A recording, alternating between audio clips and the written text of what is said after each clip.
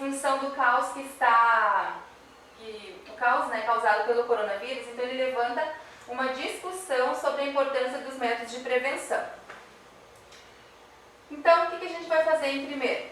A gente vai mostrar a resistência às campanhas, porque elas já foram comuns no Brasil no início do século. Então, por que é importante eu fazer isso?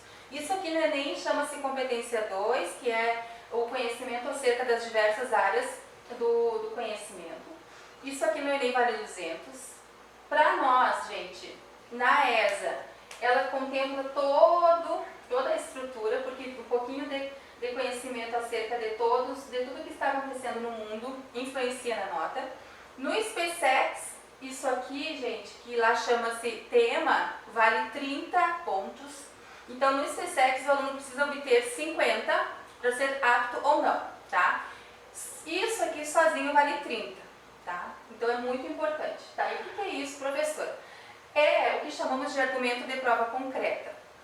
Eu consegui firmar os meus argumentos, aquele que a gente viu lá anteriormente, o A e o B, firmar em algo concreto, algo que aconteceu, algo que se possa comprovar, como dados percentuais, fatos históricos. Então, o que eu sugiro é nunca deixar de usar fatos históricos. Por quê?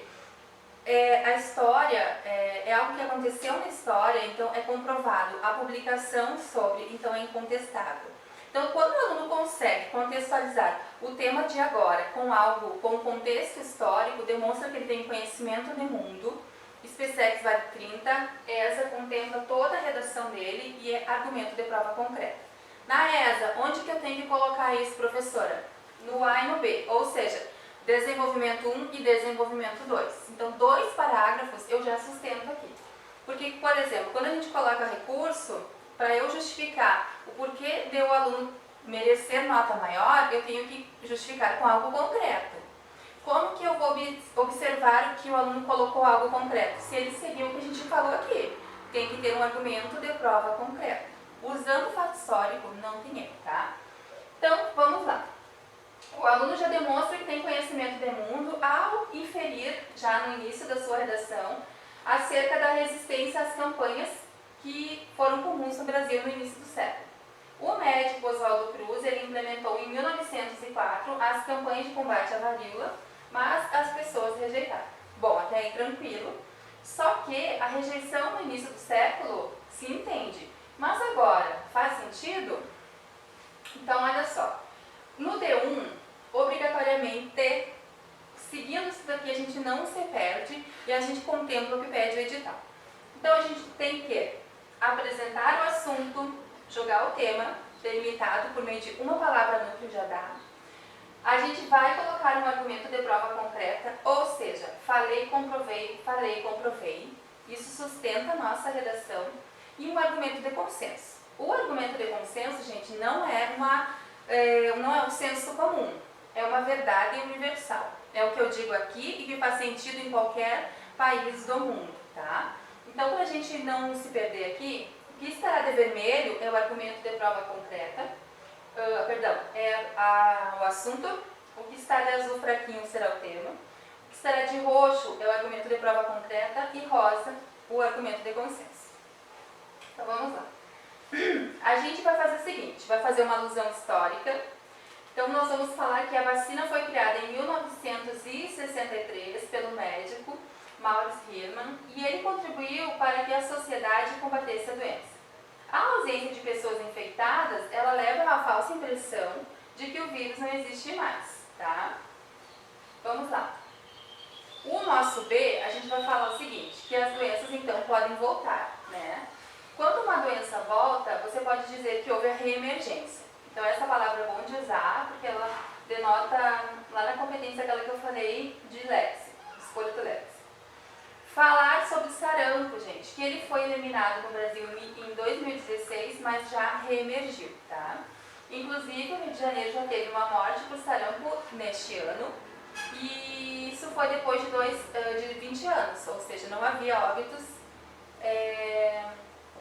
há 20 anos. Por quê? Porque, de acordo com aquele slide que a gente observou anteriormente, A ausência das doenças, ou a ausência de casos, leva a população a entender que não há mais a doença, que ela não existe mais, e acaba que muitas pessoas não acabam descuidando-se da vacinação, que é muito importante, tá?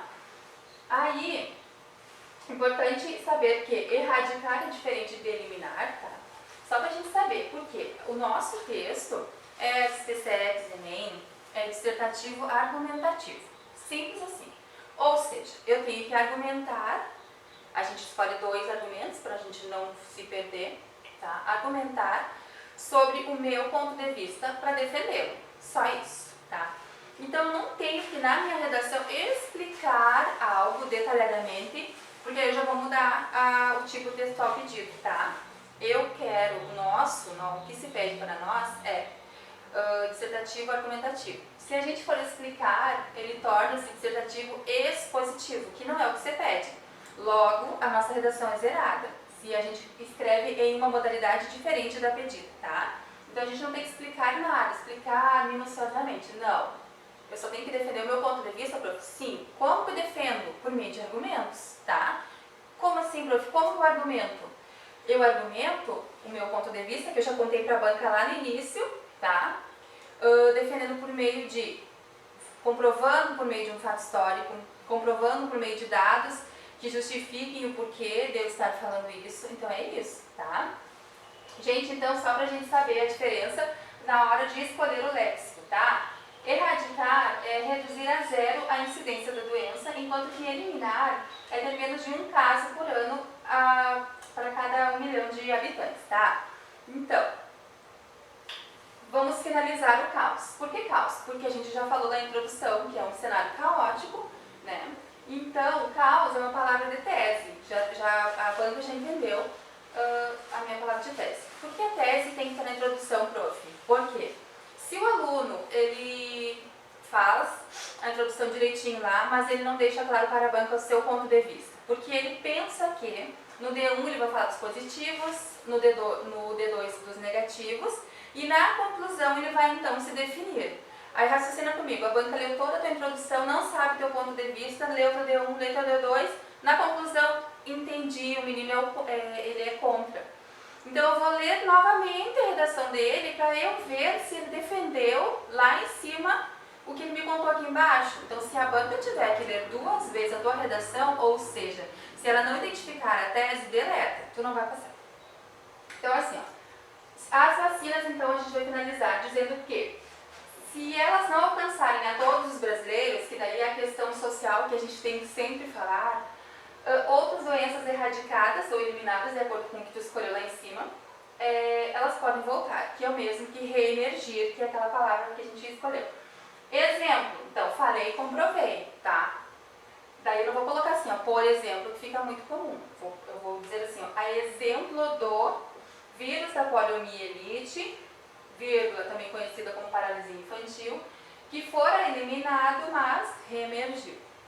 Ou, a OMS registrou 30 casos de pólio em 2018, mas podem aumentar e a poliomielite pode reemergir. Bom, eu sei que a OMS é a Organização Mundial da Saúde, mas a banca não sabe porque ela não tem obrigação de saber, certo? Então, como que eu faço? Coloco a primeira vez em que eu for falar da OMS, coloco por extenso, né? Organização Mundial da Saúde. Se eu for retomá-la no correr do texto, aí sim eu uso a sigla, tá bom? Aí, gente, vamos ver então uma redação exemplo, tá? Sobre esse tema. Então, só para relembrar, a área do conhecimento em que a gente vai falar, que é o assunto, tá? A gente pode ser alusões históricas, a gente vai jogar o tema e a gente vai jogar um fato, problema, que é o posicionamento da tese, tá? Então, vamos lá. O assunto, esse aluno, ele teve uma nota boa, porque ele contemplou o que se pede no sumário que a gente viu lá no início. Ele tem assunto, ele tem tese, ele tem A, ele tem o B, e ele tem o tema, que está aqui embaixo, e o encaminhamento para a solução. Então, ele já começa falando de um documentário, que é a vacina que mudou o mundo. Então, pessoal, para finalizar a nossa fala de hoje, a gente tem muito mais coisa para ver aqui pela frente. Olha só, com o objetivo, então, de ampliar a cobertura nacional de imunização, que é o quê? Garantindo, assim, coesão, que todas as comunidades sejam contempladas, que é o quê? Então, assim, vocês podem parar, observar, assim, esse slide aí. E por hoje é só. Continuamos na próxima aula. Tchau!